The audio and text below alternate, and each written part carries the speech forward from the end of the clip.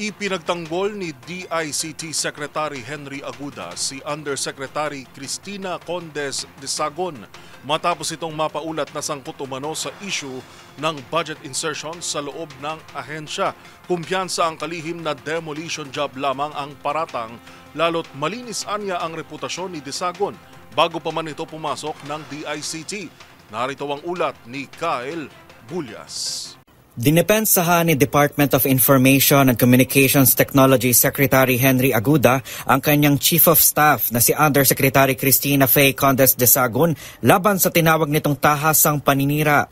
Lumabas kasi sa report ng isang media entity na si de Sagon ay isa umano sa mga central players sa budget insertion sa loob ng DICT. Bahagi rin umano si de Sagon ng isang insertion mafia na nagpapasok ng mga proyekto sa ahensya upang makakuha sila ng porsyento. Sa panayam ng DZRH News, ginarantiya ni Aguda na maayos ang reputasyon ni de Sagon lalo't nakatrabaho niya na umano ito sa isang pribadong sektor bago pa man sila inilagay sa DICT. Para kay Aguda, posibleng isang paninira lamang umano mula sa mga dating tauhan ng DICT na nakikinabang umano sa mga dating overpriced ng mga proyekto. Yung bakit po, mamili po tayo. Yung pong nawalan ng kita dun sa mga dating overpriced na ngayon tama-tama na yung presyo, di ba?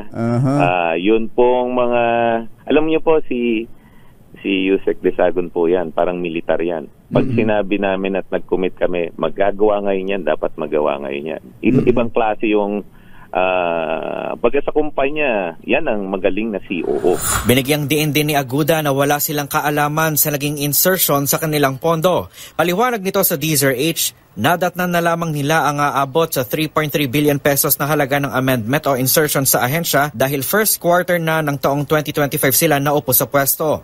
Sa kabila nito, sinabi ni Aguda na hindi nila ginamit ang anumang budget mula sa insertion dahil prioridad nila ang utilization ng budget mula naman sa National Expenditure Program.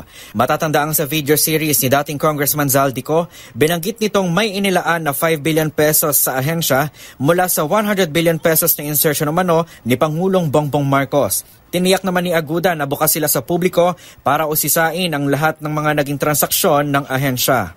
Para sa MBC TV Network News, ito si Kyle Bulyas ng DZRH. Una sa Pilipinas, una sa Pilipino.